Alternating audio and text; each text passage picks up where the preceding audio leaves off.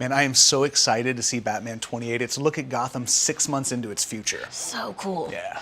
I wonder what DC All Access is gonna look like 6 months in the future. Interesting. Hey, remember that show we did 6 months ago where we previewed Vertigo's The Royals? Yeah, and we took a look at the 20th anniversary edition of The Invisibles Deluxe. That was right before your accident, right? Yes. The accident. Oh.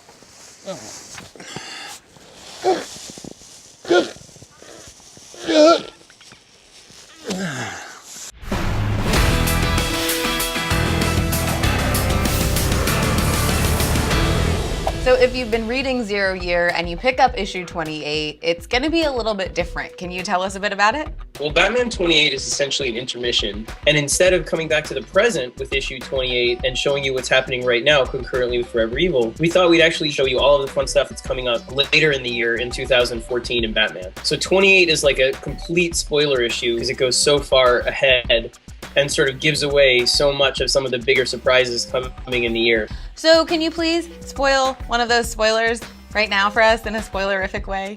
I'd say that you're going to learn who the new Kingpin of Gotham is, and I think you'll be very surprised by that. But a bigger spoiler, we learn the fate of the of Harper Row, and sort of we see her in costume for the very first time as the character she's going to become. You know, we're doing the series Batman Eternal, the weekly Batman series, and this issue 28, if it had been an issue in Batman Eternal, it would have been issue, I think it's 39.5. It really is what's going to happen, and we know how it's going to happen and what's coming after it, I promise. So tell me about the Royals, this super, super unique concept. It's an alternate history, which is not too far removed from our own, but basically the only people in this story who have superpowers are royalty, and it's all in the bloodline. So the more pure the bloodline, the more powerful the individual. So the kings and queens of this world would be your Supermans and your Wonder Womans, and they want to keep the bloodline pure. So commoners are not allowed to marry in because it filters down the bloodline. And what we've done as well with that kind of setup is we've put the story against the backdrop of World War II. So it's an alternate history of World War II.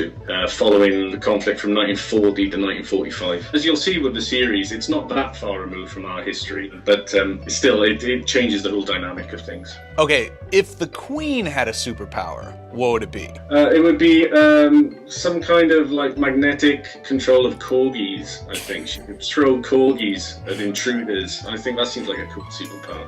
So we're talking about The Invisibles. A lot of people don't know about this comic. Why is this edition coming out so important? Well, it's great because it's a deluxe edition, and this particular one collects 1 through 12, so it's a great way to start on the series. So we can look back, it's been 20 years. What do you think it is about this series that's made it such a classic? You can tell when you read it that Grant was really working out a lot of his concepts that you see throughout all his work. It's a great story. It's clearly a story that's influenced a lot of people who are working today. And as far as Grant working on it at the beginning, he was using different artists every couple of issues. How do you think that impacted the series? You know, I think it made it very clear that this was a story that the writer wanted to tell from beginning to end. He knew where he was going. But I think the cool thing here is you have these different looks and these different takes and interpretations, and I think that's really held up over the years as well. Hey DC All Access fans, Lego Blair Herder here. I'm at the Lego movie premiere getting a piece of the action. I snapped something together real quick for this exclusive interview with the Lego superheroes. Oh, hey look, there's Batman, one of the stars of the film. Batman! How'd you find the time with your busy schedule to star in the Lego movie? Well, I wrapped a rubber band around Lego Joker, so that should keep him busy for a while. Oh, hey, and there's Wonder Woman and Superman. Wonder Woman, how long did it take you to do your hair on set every morning? Well, it just takes about a second to snap it on. And Superman, is it true you two are a couple? Well, right now we're just building our relationship piece by piece. Well, there you have it, folks. Straight from the stars of the film themselves, definitely not from my mouth. Nope, that was not my voice at all, I promise. Check out the Lego movie in theaters now, and here's a special clip just for you. Relax, everybody, I'm here. Batman! What's up, babe? Babe! What? Oh, sorry, Batman. This is Emmett. Emmett, this is my boyfriend, Batman. I'm Batman. That's your boyfriend? Hey, babe. What? Let's hold hands. So, hey guys, I think we're about to crash into the sun. Yeah, but it's gonna look really cool. Hey, Ray. Hey, Larry. Hey, man. Good to see you again. So, what do you do exactly at DC? My title is product developer for creative services. I basically help our team get toys and statues out to the hands of the collectors. You actually have a very unique entry into the DC world. I was an unemployed telecommunications engineer, and I took the time to just dive into my hobbies. And I said one day, hey, why don't I make something and bring it to DC Collectibles and see what they think about it? And Jim Fletcher pulls it out of this cardboard box. He's like, what am I looking at? He's like, oh wow, this is great. We've never seen this before. We don't make this. What's your favorite project so far? I'm sure you remember from the first season that we showed you this green arrow Yes. bust from the new All too 52 well. line, right? Yes. But did you know that I art directed the sculptor that turned my drawings and Jim Lee's drawings into this wonderful bust? So we start with a loose sketch of poses that my senior art directors approve or reject. We refine it with these drawings, Okay. and then this is the one that we take to Jim Lee, Okay. where we go, we want him to move like this. Can you draw him in your style in this manner? So we take this from him, and my sculptor, Jim Shoup, I tell him, hey Jim, we have this awesome drawing. Could you hit this? He loves all the Jim Lee bust stuff, and we're ready to rock and roll. The next bust in the Jim Lee bust line is That's awesome. fan favorite Harley Quinn. Like I've explained before, it starts the same way. I start with some loose poses. My art directors guide me and say, this is a better pose than that. And then we give this to Mr. Lee, and boom, excellent ride.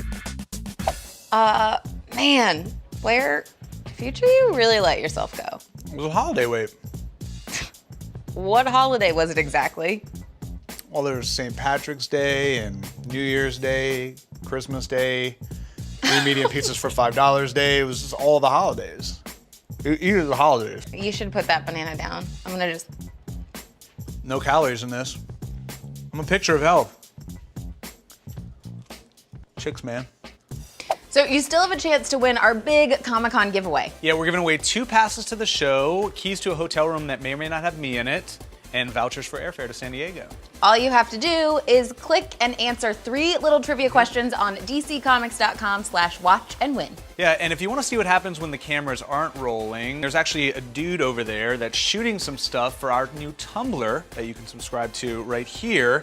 And while you're subscribing to things, you should click right here and subscribe to the DC Comics YouTube channel. It's that easy. Just click. And I'm gonna let you guys in on a secret.